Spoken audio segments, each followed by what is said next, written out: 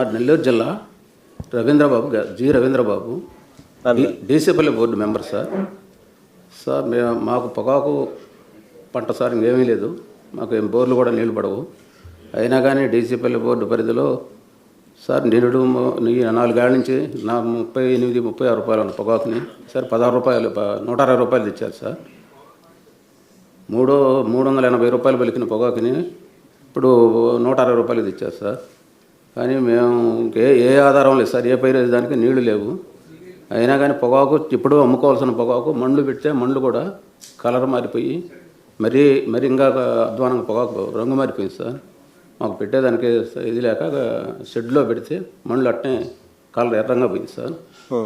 అయినా కానీ మాకు గిట్టుబాటు ధర అనేది లేదు సార్, రోజు దిగజారిపోతుంది. 160 రూపాయలు 160 రూపాయలు సార్ కొంటున్నారు. ఇప్పుడు 25 ఏడనో ఒకటి 10% 25 వేస్తే మిగతా 90% 2000 లోపు 1600 2000 మధ్యలో అట్లా పలుకుతుంది సార్.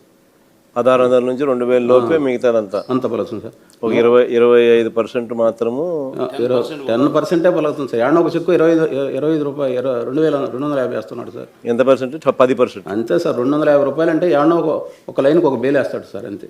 అంటే 10% కూడా వేయరు. 10 వేయటం లేదు సార్. 250 పడేది 10% కూడా పడుతుంది.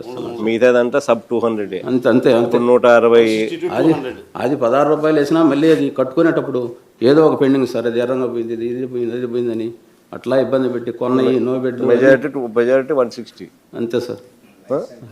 లైట్స్ వెళ్ళిపోగా డీసీపల్లి లైట్స్ వెళ్ళిపోగా సార్. అట్లా జరుగుతుంది సార్ మాకు కూడాను. అని ఇప్పుడు మేము కూడా మాకు పెట్టుకునే వాతావరణం లేక పొగాకే చెడిపోతాం సార్, చెడిపోతుంది. ఎకరాకి 150,000 పెట్టుబడి పెట్టాలి సార్ మేము. ఇప్పుడు 1,00,000 కూడా వస్తుందా అదని బ్యార్నీకి వచ్చి 5 లక్షలు నష్టాలు వస్తాయని అనుకుంటున్నాం సార్, ఒక బ్యార్నీకి వచ్చి. అది సార్ మా పరిస్థితి.